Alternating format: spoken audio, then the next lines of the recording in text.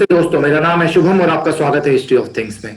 History of things में आज हमारे साथ हैं संदीप सिंह जी। दोस्तों, संदीप सिंह जी का कई वर्षों से एडवर्टाइजिंग इंडस्ट्री में, टीवी चैनल्स के साथ मार्केटिंग इंडस्ट्री में बहुत वर्षों का उनका एक्सपीरियंस है। इसके अलावा बहुत सालों तक उन्होंने टीवी चैनल्स और कई सारे ब्रांड्स के साथ काम किया। उसके बाद 2006 के अंदर उन्होंने ये रियलाइज किया कि अब उन्हें थोड़ा सा ठहरना चाहिए और ठहर कर कुछ भारतीय संस्कृति, कल्चर, रिसर्च और इन सभी चीजों पर वो काम करें। तो उसके बाद उन्होंने अपने एक लिखने के पैशन को फॉलो किया और वो फुल टाइम ऑथर बन गए और 2006 से लेकर अब तक वो लगभग 10 किताबें पब्लिश कर चुके हैं। तो 10 से अधिक लगभग किताबें, और अभी उनकी लेटेस्ट कुछ बुक्स भी आने वाली हैं। तो उनका जो पैशन है वो है इंडियन बिजनेस की हिस्ट्री और Indian way of management. In subjects पर जनरली वो फोकस करते हैं, इनके ऊपर रीड करते हैं और इनके ऊपर लिखते हैं। काफी सारे उनके आर्टिकल्स भी पब्लिश होते रहते हैं। तो अभी उनकी लेटेस्ट जो बुक आने वाली है वो है टेम्पल इकोनॉमिक्स। जी हाँ दोस्तों, टेम्पल इकोनॉमिक्स सुनकर ही लगता है कि मंदिर का अर्थशास्त्र। तो इसका अर्थ क्या है ये हम उन्हीं से अब जानते हैं। संदीप सिंह जी, आपका हार्दिक स्वागत है हिस्ट्री ऑफ थिंग्स में। तो धन्यवाद। जानना चाहते हैं टेम्पल इकोनॉमिक्स क्या है जी। सो जैसे आपने कहा कि मंदिर बेस्ड या मंदिर पर आधारित अर्थव्यवस्था, तो क्या होता है कि ये सबसे पहले समझना जरूरी है कि है क्या। तो कई बार क्या होता है कि जो मंदिर में चढ़ावा आता है और जो मंदिर की अपनी प्रॉपर्टीज हैं, उन पे दुकानें हैं या खेती के लिए इस्तेमाल हो रही हैं, उनसे जो पैसे आते हैं उनको लोग टेम्पल इकोनॉमिक्स समझ के कई बार बहस भी होने लगती है सोशल मीडिया पे, जबकि वो सिर्फ टेम्पल रेवेन्यू है। अगर हम जब टेम्पल इकोनॉमिक्स कहते हैं तो उसका अर्थ ये होता है कि उस मंदिर पे आधारित जितने भी आर्थिक गतिविधियां हो रही हैं वो सब मंदिर पर आधारित अर्थव्यवस्था का हिस्सा है। अब जैसे आपको एक उदाहरण देता हूं मैं, मंदिर में फूल चढ़ते हैं। अगर आप देखेंगे तो कुछ टन फूल रोज चढ़ जाते हैं बड़े मंदिरों में, और उस पर कई परिवारों का गुजारा होता है, क्योंकि दूर कहीं एक गांव में वो उगता है, फिर वहां से कोई उसको पहले बैलगाड़ी पे या अब ट्रक टेम्पो में डाल के ले आता है, फिर उसकी मालाएं बनाई जाती हैं, फिर बिकता है। तो ये होता है अर्थव्यवस्था, और मैं सिर्फ फूल की बात कर रहा हूँ। अब देखिए, अगर आपने इस चेन को सोचा होगा भर, तो आप समझेंगे कि 10-12 परिवार का पालन हो रहा है सिर्फ एक चीज से। और इतनी छोटी सी बात नहीं है। देखिए, ये हमारे यहाँ चीजों को संभाल के रखने की व्यवस्था थी। जिस फूल या पत्ते को हम मंदिर पे चढ़ाते हैं, अब सिर्फ वही बच गए हैं उस एरिया में। अब जाके बोटानिकल रिसर्च या बोटेनिस्ट से पूछिएगा, वो बताएगा कि जो फूल पत्ते मंदिर में नहीं चढ़ते हैं अब उस इलाके से वो विलुप्त होते जा रहे हैं। जगन्नाथ मंदिर में जैसे चावल चढ़ाया जाता है, तो हमारे देशों में लाखों प्रजातियां थी। अकेले उड़ीसा में कई हजार, 50,000 के आसपास चावल की प्रजातियां थी। अब सिर्फ वही बच गई हैं जो मंदिर में चढ़ाई जाती हैं। तो एक तरीके से देखेंगे तो इन चीजों को जो आज हम पेटेंट और कॉपीराइट के तरीके से बचाते हैं या सोचते हैं, तो सिर्फ मंदिर से जुड़ी होने के कारण वो बची रह गई। तो ये भी अर्थव्यवस्था का हिस्सा होती हैं। और अगर आपको एकदम प्योर रेवेन्यू, एक फाइनेंस टर्म्स में बात करूं, तो मैं आपको कुछ उदाहरण देता हूं। कुंभ मेला हुआ प्रयागराज 2013, एसोचैम की स्टडी थी, उससे जो वहां की सरकार को आमदनी हुई वो 12,000 करोड़ की हुई। नासिक में कुंभ थोड़ा छोटा होता है, 2015 वही एसोचैम की स्टडी थी कि 10,000 करोड़ रुपए की आमदनी हुई, और उससे सिर्फ 4.5 लाख लोगों को रोजगार मिला नासिक जैसी जगह में। और ये सब इंडस्ट्री बॉडी की स्टडी की, संदीप सिंह की नहीं। और अभी जो कुंभ मेला हुआ था 2019 का, अर्ध कुंभ था, उसमें उत्तर प्रदेश की सरकार ने 4,200 करोड़ रुपए खर्च किए, और आप अंदाजा भी नहीं लगा पाएंगे कि सरकार को वापस में कितना रेवेन्यू मिला। 1.2 लाख करोड़ की आमदनी हुई उत्तर प्रदेश सरकार को। तो ये है मंदिर आधारित अर्थव्यवस्था। अब इन चीजों को देखिए, जब हम अगर पूरे देश का अगर इकट्ठा कर दें तो आप सोच सकते हैं कि कितने बड़े संख्या की हम बात कर रहे हैं। और बहुत जरूरी है कि इस पर एक स्टडी हो ताकि लोगों को समझ में आए कि मंदिर की उपयोगिता क्या है। नहीं तो हर कोई खड़ा हो जाता है कि भाई मंदिर क्यों, मंदिर में पैसा क्यों। तो मंदिरों से इस देश की शायद मतलब एक बहुत बड़ा आबादी का हिस्सा होगा जिसका जीवन यापन मंदिर पर निर्भर है। जी, तो आपने बहुत ही अच्छी तरीके से ये बात समझाई कि मतलब मंदिर असल में जो है वो इकोनॉमिक्स का हिस्सा है, और वो सिर्फ मतलब जनरली लोग समझ लेते हैं कि उसमें बैठे लोगों की, लेकिन आपने ये बात अभी बताई कि आसपास के हजारों लोगों का घर उसे एक बड़े मंदिर से चलता है। और आपके बताने के बाद ही मुझे रियलाइज हुआ कि महाकाल मंदिर है या शिरडी का मंदिर है या वैष्णव देवी है, उसके बाहर हजारों में दुकानें हैं।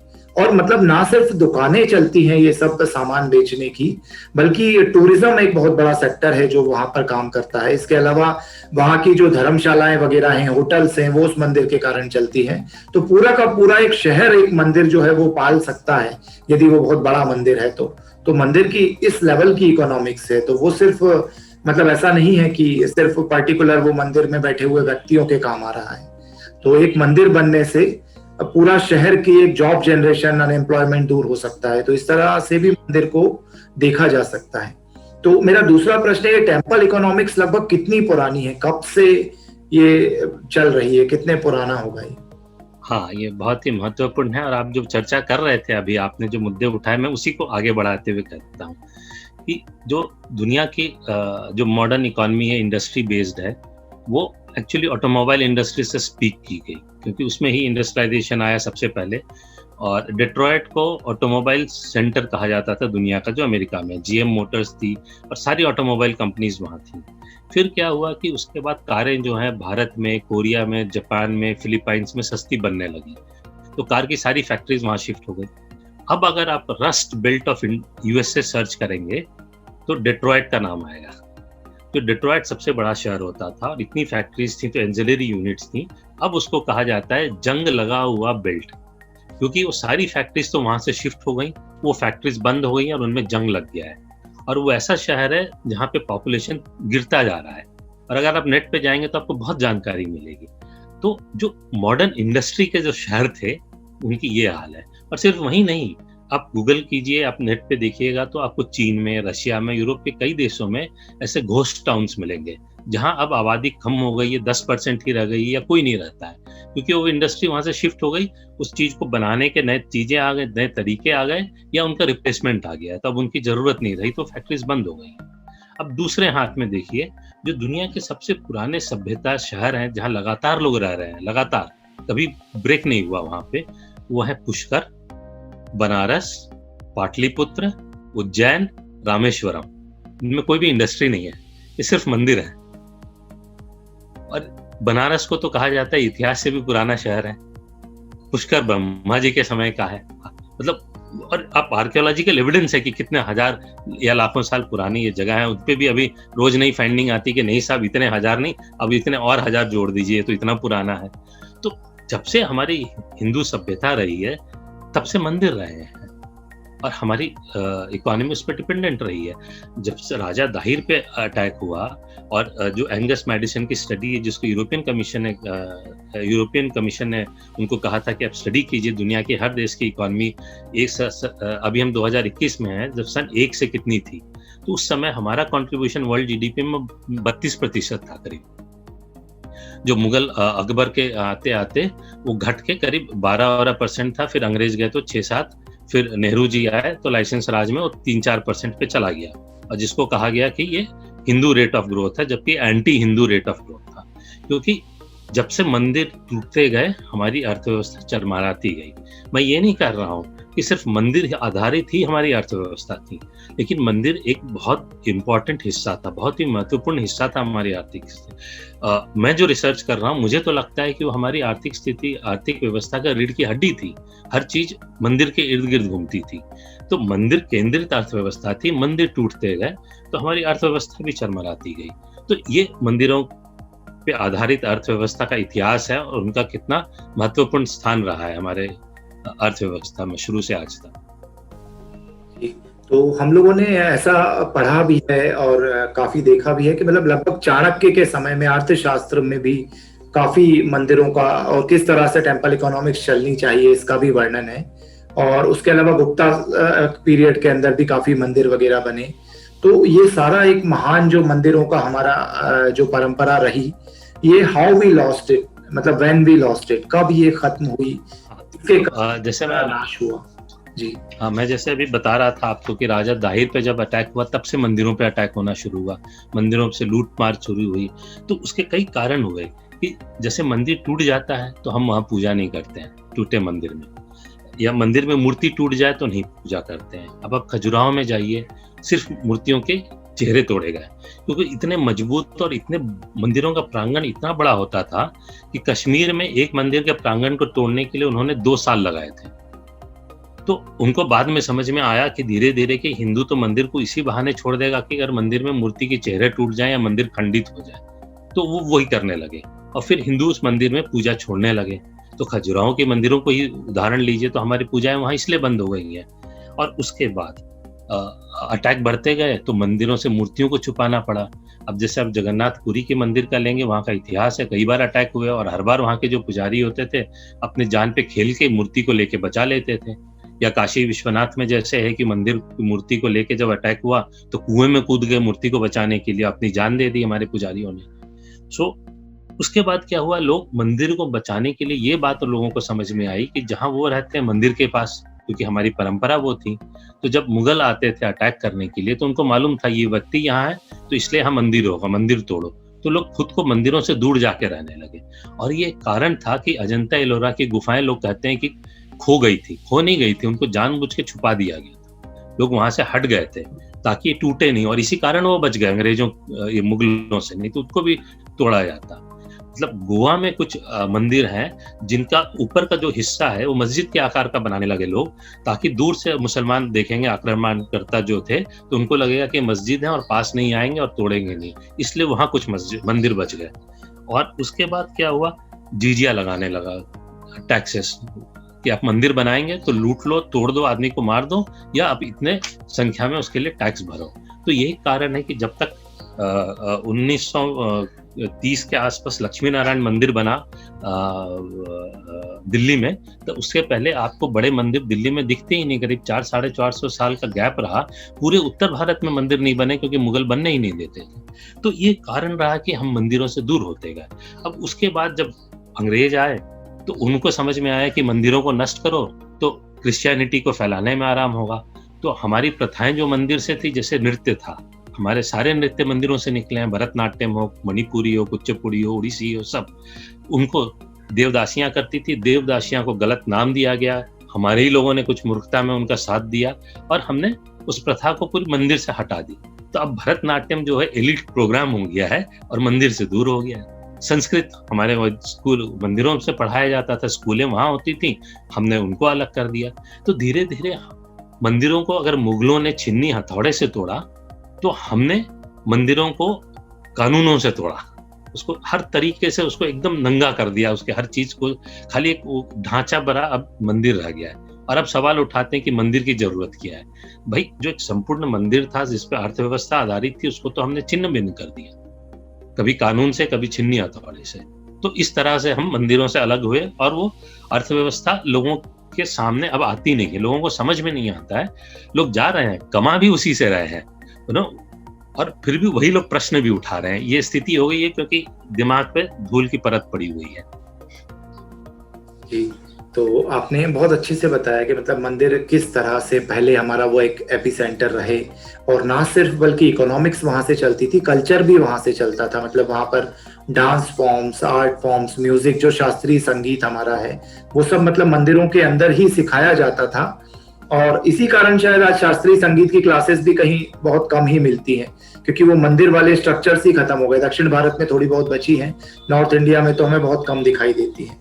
तो वो सारा का सारा एक रीजन रहा कि कल्चर भी नष्ट किया गया, साथ में इकोनॉमिक्स भी नष्ट की गई मंदिर के अंदर की। तो क्या करंट समय में ऐसे कुछ एग्जांपल्स हमें देखने को मिलते हैं क्या, जो टेम्पल इकोनॉमिक्स के जीवित हों आज के समय में कहीं पर? नहीं, आज भी और हर मंदिर के इर्द-गिर्द जीवित हैं। तो मैं आपको 2 उदाहरण दूँगा। एक तो आप अगर जगन्नाथपुरी ले लें जो पूरे फुल फ्लेजेड में है, वहाँ पे देखिए आज भी जो खाना है, प्रसाद है, वो महाभोग बोलते हैं, महाप्रसाद बोला जाता है, जो खाने को मिलता है वहाँ पे प्रसाद के रूप में, वो सिर्फ़ मिट्टी की हंडी में बनता है। और दिन में कुछ हज़ार मिट्टी की हंडियाँ उपयोग में लाई जाती हैं। तो साल भर में कुछ करोड़ रुपए का व्यापार होता है मिट्टी की हंडी का।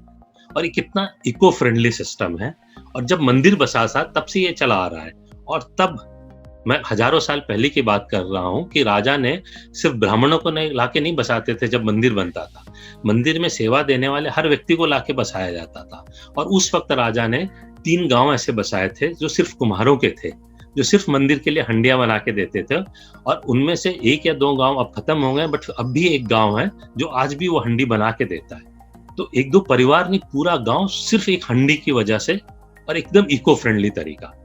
और वहां पे आप जानते हैं कि मंदिर में लोगों को एम्प्लॉय किया गया है कि एक बार इस्तेमाल की हुई हंडी वो घूम घूम के तोड़ देते हैं ताकि जूठा दोबारा कोई इस्तेमाल नहीं करे। तो उसका भी ख्याल रखा गया है। तो ये नहीं है कि आप पूरी सिस्टम में इस बात की सोच नहीं है। तो एक पुराने मंदिर का उदाहरण दिया, आपको आज के उदाहरण देता हूँ और आपको बड़ी आश्चर्यजनक होगी। एक कंपनी है MMTC, minerals and metal trading corporation, सरकारी पब्लिक सेक्टर है। कभी जवाहरलाल नेहरू ने कहा था कि public sectors are the modern temples of Indian economy. और MMTC जो है लॉस मेकिंग यूनिट थी। उसके बाद वो गए तिरुपति मंदिर और उन्होंने कहा कि उनका काम है कि ऑक्शन करना, जो मिनरल्स और मेटल्स हैं इंडिया में माइंस में मिलते हैं। और वो उसके बाद वो गए तिरुपति मंदिर में। तिरुपति मंदिर में जो बाल लोग हम चढ़ाते हैं उसका ऑक्शन होता है और वो कोई करोड़ों में होता है। तो इन्होंने कहा कि हम करें क्या? तो तिरुपति मंदिर ने कहा कीजिए, और आपको तिरुपति मंदिर को भी फायदा हुआ और MMTC कई करोड़ रुपए कमाता है उस मंदिर से, और वो प्रॉफिट में आए। और ये चीज आपको उनकी वेबसाइट पे मिल जाएगी, आप अभी जाके चेक कर सकते हैं। क्या किया था उन्होंने जो मंदिर में बाल हम चढ़ाते हैं उनके यूरोप में बहुत डिमांड है, क्योंकि भारतीयों के बाल अच्छे होते हैं, क्योंकि उसमें शैम्पू कम लगता है, तेल ज्यादा। तो जो विज्ञापन में दिखाते हैं कि शैम्पू से अच्छा होगा, वो खुद यूरोपियन उसको इस्तेमाल नहीं करते हैं विग में। तो हम जो बाल चढ़ाते हैं मंदिर में वो नीलाम हो जाता है और यूरोपियन देश उसको खरीदते हैं और अमेरिकन, क्योंकि विग बनता है। तो उस नीलामी का काम MMTC ने लिया और वो उसके बाद वो प्रॉफिट में है, और ये चीज उनकी वेबसाइट पे है, वो आज भी करते हैं। तो पब्लिक सेक्टर मॉडर्न टेम्पल बना के बना मालूम नहीं, बट आज भी पुराने मंदिरों पे चल रहा है वो।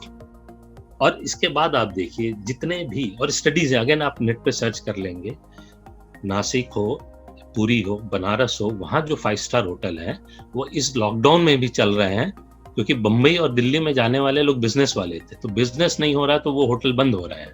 बम्बई में हायत रेजेंसी बंद हो गई। बट जो टूरिस्ट प्लेसेस में नहीं, जो धार्मिक स्थान में है, जितने भी होटल हैं वो प्रॉफिट में आज भी हैं या वहाँ ऑक्यूपेंसी है। हमारे जो एयरलाइंस जो इस तरह धार्मिक स्थलों पे उड़ते हैं वो 100% ऑक्यूपेंसी पे उड़ती हैं। हो सकता है कि उनकी कुछ फ्लाइटें बम्बई दिल्ली की 100% ऑक्यूपाइड नहीं हो, बट जो धार्मिक स्थलों पे उड़ती हैं वो 100% ऑक्यूपाइड होती हैं। तो आज भी मंदिर जो है इस मॉडर्न अर्थव्यवस्था को संभाल रहे हैं। अच्छा, इसमें एक और बहुत ही इंटरेस्टिंग सी चीज, एक न्यूएंस चीज यदि देखी जाए तो भारतीय संस्कृति पर अधिकतर लोग, अभी पश्चिम के लोग ये सवाल उठाते थे कि मंदिर में ब्राह्मणों का कब्जा है और कुछ कास्ट पर्टिकुलर को उसके अंदर नहीं जाने दिया जाता, उनका उसमें कोई हिस्सा नहीं होता, उनको दबा के रखा जाता है। मगर आपका जो ये इकोनॉमिक्स वाला एंगल है, इसको यदि देखा जाए बहुत गौर से, तो मतलब मैं हाथ में आटी बांधता हूँ, या फिर मैं कड़ा पहनता हूँ, या फिर वो मटका बनाने वाले 3 कुम्हारों के गांव हो गए, या फिर वहां मंदिर में यूज होने वाले झाड़ू हो गए, या फिर मंदिर में यूज होने वाली वो कुमकुम हो गया या हल्दी हो गई, या मतलब ऐसी हजारों में चीजें हैं जो फूल की माला से लेकर भगवान को चढ़ने वाला, हनुमान जी को पोटा चढ़ता है हमारे यहाँ, तो वो नारियल बेचने का काम, अगरबत्ती का, ये सारा वो सारी कम्युनिटीज करती हैं असल में, और उन कम्युनिटीज का घर उस मंदिर से सदियों से चल रहा है। लेकिन ये कहा जाता है कि वो मंदिर ने उन्हें दबाया, जबकि मंदिर तो उनकी एक आय का साधन है। देखिए, एक तो मैं यहाँ क्लियर करना चाहूंगा कि हमारे मंदिरों में मैंने अभी तक जितना पढ़ा उसमें ऐसा नहीं था कि किसी कास्ट के लोगों को नहीं आने देंगे। हम जगन्नाथपुरी का उदाहरण लें, वहां अंग्रेजों के खिलाफ बहुत लोगों ने लड़ाई लड़ी और उन्होंने उन पर टैक्स भी लगाया अंग्रेजों ने फिर ये कहा कि जो हमारे खिलाफ लड़े हैं या जो टैक्स नहीं भरेंगे जुर्माने में, हम उनको मंदिर में नहीं आने देंगे, और उनके नाम की पट्टी लगाई। अब आगे जाके ये कम्युनिस्टों ने उसको ऐसा घुमा दिया कि इन जातियों को कास्ट बेस्ड मंदिर में अंदर आने की प्रोहिबिशन थी या उन पर पाबंदी लगाई, जबकि वो नहीं है। और आज भी कई मंदिर हैं जहाँ पे सिर्फ अलग अलग जाति के ही लोग पूजा कर सकते हैं और वही कर सकते हैं, और हम ब्राह्मण पूजा नहीं कर सकता है। तो ये जो है ना कि हमने कभी स्टडी नहीं की, हमें बता दिया गया कि ये है, हमने उसको आत्मग्रहण कर लिया, एकदम पत्थर की लकीर मान के, जबकि ये हमारा धर्म है। अब मैं पुस्तक लिख रहा हूँ, अब देखेंगे कितनी दुख की बात है, जो रेफरेंस की पुस्तकें हैं वो ज़्यादातर अंग्रेजों की हैं, जर्मन्स की लिखी हुई हैं। अब वो क्या संस्कृत पढ़ के क्या समझे होंगे, किस कॉन्टेक्स्ट में क्या बात हुई और क्या लिखे। अब मजबूरी में हमें वही लिखना पड़ रहा है, अब रेफरेंस सोर्सेस वही हैं। तो अगर हम उतनी मेहनत नहीं करेंगे अपनी चीज़ों को पढ़ के समझने का, तो गलत इंटरप्रिटेशन आएगा। और दूसरा जो आपने कहा, अगर आप पढ़ेंगे बहुत साफ-साफ लिखा है, जैसे तीर्थ स्थान, जब आप तीर्थ यात्रा पे जा रहे हैं, तो तीर्थ यात्रा में कोई कास्ट नहीं होता, बहुत साफ-साफ लिखा है। और आपको सब एक मैं कोट भी बुक में डाल रहा हूँ, एक अंग्रेज साहब को बड़ी परेशानी है। उन्होंने लिखा है कि जब तीर्थयात्री जैसे सावन में कांवड़ में पैदल जाते हैं, तो पाँव में छाले पड़ जाते हैं, घाव हो जाते हैं। तो उसमें लिखते हैं कि समृद्ध घर की स्त्रियां जो इनको अपने घर के आसपास भी नहीं फटकने देंगी, तीर्थ स्थान में इनके पांव को साफ करके उनमें मरहम पट्टी लगाती हैं। अब उनको इस बात से नाराजगी है कि जब दो समाज इकट्ठा आ रहा है और कैसे वो मतलब द्वेष के बीज बोते हैं, ये दिखता है। तो हमने कहीं अपनी चीजों को लिखना पढ़ना छोड़ दिया तो एक मिसअंडरस्टैंडिंग आ गई। और दूसरा जो आप कह रहे हैं वो तो है ही है, जो हर व्यक्ति का, देखिए आप मंदिर के सामने जाके खड़े हो जाइए, आप मंदिर के बाहर आपको समझ में आ जाएगा कि इसमें कम से कम 100-200 अलग अलग भिन्न प्रकार के जो कारीगर हैं वो मंदिर में अपनी सेवाएं दे रहे हैं। और उन सेवाओं को सेवा बोला जाता था, नौकरी नहीं, क्योंकि हम अपनी तरफ से वो कर रहे हैं। उन पे कोई पाबंदी नहीं थी, मंदिर के पास बैठे, वो कहीं और भी बैठ के काम कर सकते हैं। तो वो माना जाता था कि वो मंदिर में भक्ति का एक तरीका है वो सेवा देना। तो उन शब्दों की हेर फेर में हमारी सारी चीजें अव्यवस्थित हो गई और लोगों को मिल गया कि हम पे टीका टिप्पणी करें। ये आपने मतलब इस समय, मतलब ये जो समय चल रहा है जहां पर पश्चिमीकरण बहुत हो चुका है, कॉलोनाइज्ड माइंडसेट हो चुका है लोगों का, ऐसे समय में आपको मतलब ये बुक लिखने की प्रेरणा कहाँ से आई कि why this book is important at this moment? हाँ, या ऑन टाइम इकोनॉमिक्स। देखिए मैं आपको बताऊं, जब कोरोना शुरू हुआ तो कई परिवार को मैं मानता हूँ राजनीतिक कारणों से मजबूर किया गया कि वो अपने घर जाए, और लोग पैदल गए, बच्चे को लेके, पत्नी को लेके, बूढ़े माँ बाप को लेके लोग कई 100 किलोमीटर की यात्राएं की। तो मेरे ये में प्रश्न आ रहा था कि इनमें ये हिम्मत कैसी आई कि मैं कई 100 किलोमीटर चल लूंगा। तो ईमानदारी से बता रहा हूँ, मुझे आप बताइए कि 1 किलोमीटर दूर पैदल चलना है तो किसी से लिफ्ट ले लूं, ऑटो मिल जाएगा, सारी चीजें देखूंगा, बस मिल जाए। तो ये पैदल चलने की हिम्मत और कितनी वो होनी चाहिए, देखिए कॉन्फिडेंस कि हमें कुछ हानि नहीं होगी, ये सोच कि ये मेरा देश, ये कहाँ से आता है? क्योंकि हम तीर्थ यात्रा पे जाते रहे हैं, रामेश्वरम से हरिद्वार तक, और गंगा जल लेके वापस रामेश्वरम मंदिर में चढ़ाने तक, नहीं तो तीर्थ यात्रा पूरी नहीं होगी। आप इतिहास पढ़ेंगे, पुरी में जो सबसे ज्यादा लोग आते थे वो आज जो पाकिस्तान में नॉर्थ वेस्ट फ्रंटियर है, वहां से सिंधु नदी का पानी लेके जगन्नाथपुरी आते थे। तो चलने की परंपरा हमारे बरसों की है, और एक कॉन्फिडेंस है कि हमें हानि नहीं होगी और हमें हमारे मंदिर मिलेंगे, हमारे बंधु मिलेंगे जो हमारा ख्याल रखेंगे। और हुआ भी यही, मंदिरों ने खाना खिलाया लोगों को, लोगों ने खिलाया, संस्थाओं ने भी खिलाया, और लोग अपनी जगह पहुंच गए। अच्छा, दूसरी चीज जो कोरोना के समय हुई, आप देखेंगे अचानक से एक आवाज उठी कि भाई मंदिरों से पैसा ले लो। अच्छा, केंद्र सरकार ने नहीं कहा आज तक पैसे की कमी है, किसी राज्य सरकार ने भी कहा कि पैसे की कमी है, फिर भी मंदिरों से पैसे ले लो। अच्छा, ये बोलने वाले भी ज्यादातर हिंदू। अब इस हद तक ब्रेन वॉश हो गया है कि मुझे लगा कि कुछ सालों बाद छिन्नी हथौड़ी लेके यही तोड़ने चले जाएंगे अपने मंदिर खुद ही के। और उनकी गलती नहीं है कि मूर्खता पीढ़ियों दर पीढ़ी हमारी किताबों, पाठ्यक्रम से, हमारे मीडिया से, हमारे फिल्मों से ये उनके दिमाग में भरी गई है। तो हमें लगा अच्छा यही मंदिर है जिन्होंने लोगों का साथ भी दिया। मैं आपको एक उदाहरण गिनाता हूँ, ये बहुत पुराना डेटा, 1 साल पुराना डेटा, ये करीब जून, पिछले साल के जून का है। कांची मठ ने 20 लाख रुपए दिए, महावीर मंदिर ट्रस्ट पटना ने 1 करोड़ रुपए दिए, महामाया मंदिर ने 6 लाख दिए, सोमनाथ मंदिर ने 1 करोड़ दिए, अंबाजी मंदिर ने 1 करोड़ दिए, साई बाबा ट्रस्ट ने 5 करोड़ दिए, देवस्थानम बोर्ड कोल्हापुर ने 2 करोड़ दिए, रामदेव ने 25 करोड़ दिए, स्वामी नारायण ने 2 करोड़ दिए, माता मनसा देवी ने 10 करोड़ दिए। ये 50 करोड़ का हिसाब तो यही हो गया। ये चीफ मिनिस्टर या पीएम रिलीफ फंड में गए। इसके अलावा सब मंदिरों ने अस्पताल बनाए, आइसोलेशन सेंटर बनाए, कई जगह आज भी आप देखेंगे उन्होंने ऑक्सीजन सप्लाई करी, मंदिरों ने काम भी किया। तो अब यहाँ आता है कि मंदिरों से ही क्यों मांगते हैं। मैं ऐसा मानता हूँ जैसे धर्म और रिलीजन में अंतर है, तो ये सारी चीजें आप मंदिरों से, धार्मिक स्थान से अपेक्षा कर सकते हैं, रिलीजियस प्लेसेस से आपको कुछ नहीं मिलेगा। या फैलाने वाला काम हुआ वहाँ से, ऐसा कहें तो कोरोना। तो ये चीज़ें थी और मंदिर हमारे, आप इतिहास देखेंगे 47 के युद्ध में भी, अगर हम मॉडर्न इंडिया की बात करें तब भी मंदिरों ने ही पैसा दिया था, जब भी तूफान आया तब भी दिया। पुलवामा में जब हमारे सैनिक मारे गए थे तब मुझे मालूम है सिद्धिविनायक मंदिर बम्बई से कई करोड़ रुपए उनके हर परिवार को दिए गए थे। तो मंदिर तो हमेशा खड़े रहते हैं, लेकिन ये मंदिर के खिलाफ और द्वेष के मंदिर में पैसा क्यों, ये लोगों को समझाना था। और मुझे कहा कि बहुत उपयुक्त टाइम है कि मैं लोगों को ये बात लिख के समझाऊं कि लोगों को समझ में आए कि मंदिर क्यों है, मंदिरों में पैसा क्यों चाहिए। वो पीढ़ियों के लिए होता है, ऐसा नहीं है कि आज जरूरत पड़ा और आज हम लूट के खा जाएं। हम अपनी बैंक में जो पैसा रखते हैं मरने के बाद भी छोड़ जाते हैं आने वाली पीढ़ी के लिए, यही सोच के। तो जब मंदिरों में पैसा होता है वो आने वाली समाज के लिए होता है, वो सभ्यता का पैसा है जो आने वाली सभ्यता के लिए है। तो उसको समझना पड़ेगा सही ढंग से। तो मैंने कोशिश करी है कि इस पुस्तक से शायद लोगों को समझा पाऊं। एक अंतिम प्रश्न मेरा आपसे है और वो ये है कि मंदिर की जो स्थिति पहले थी, जो कल्चर का केंद्र हुआ करता था, इकोनॉमिक्स का, क्या वो पुनर्जीवित करने के लिए आज कुछ किया जा सकता है? नहीं, अरे बहुत कुछ, और मैं मानता हूं कि बहुत कुछ हो भी रहा है।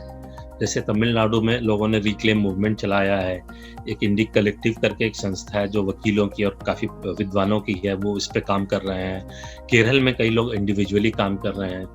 मैं हैदराबाद में किसी को जानता हूँ, किसी को दिल्ली में जानता हूँ जो मंदिरों के रिवाइवल के लिए काम कर रहे हैं। तो काम तो काफ़ी हो रहा है और मैं ये मानता हूँ कि आने वाली पीढ़ी काफ़ी जागरूक है इस मामले में।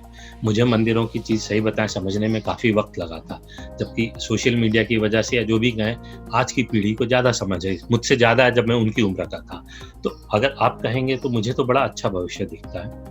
और आजकल आप देखेंगे कई सारे लोग हिंदू चीज़ों पे सही पर्सपेक्टिव से पुस्तकें भी लिख रहे हैं, चर्चाएं भी हो रही हैं। आप जैसे कि यूट्यूब पे मुझे बुला के चर्चा कर रहे हैं कि कुछ वर्षों पहले ये संभव नहीं था। अब शायद ये चर्चा देख के 10, 20, 50, 100 लोगों को और आँख खुले। मेरी पुस्तक भी इसी चीज़ की तरफ एक प्रयास है। तो मैं भविष्य को लेके बहुत ही उम्मीद है मेरी कि हम अगले 10-20 सालों में, मैं तो मानता हूं, अगर हम सब टूट पड़े इस पे, हाथ धो के पीछे पड़ जाएं, तो हम इसको अपनी संस्कृति, अपनी धरोहर को वापस इसका जगह दिला पाएंगे। और इसमें कोई हम मेहरबानी या वाली बात नहीं है, क्योंकि हमारी संस्कृति या हमारी धरोहर जितनी ऊंची होगी उसका लाभ हमें मिलेगा। जितना अच्छा मंदिर होगा, हिंदू समाज उतना बड़ा होगा और एक हिंदू होने के नाते मैं उतना ऊंचा बनूंगा। तो जैसा कि आपने बताया, आशा करते हैं कि भारत के सभी राज्यों में इस तरह के मंदिरों का पुनरुद्धार होगा और मंदिर वापस पुनः उस वैभव को प्राप्त करेंगे जिस स्थान पर वो गुप्त साम्राज्य या उसके पहले जो चाणक्य के समय हुआ करते थे। और आशा है वहां पर ना सिर्फ इकोनॉमिक्स के थ्रू भी वो आगे बढ़ेंगे और उसके अलावा वहां पर कल्चरल चीजें भी वापस शुरू होंगी जो कि हमारी पहले रहा करती थी, और एक शिक्षा का केंद्र गुरुकुल की तरह भी वापस वो बन सकेंगे। तो आपका बहुत बहुत धन्यवाद संदीप सिंह जी, आपने कीमती समय हम लोगों को दिया और बहुत ही अच्छे से टेम्पल इकोनॉमिक्स बहुत ही आसान भाषा में आपने समझाई। आशा है व्यूअर्स इस चीज को देखकर मोटिवेट होंगे और अपने अपने स्थानों पर भी वो अपने अपने टेम्पल्स को रिवाइव करने का प्रयास करेंगे। धन्यवाद।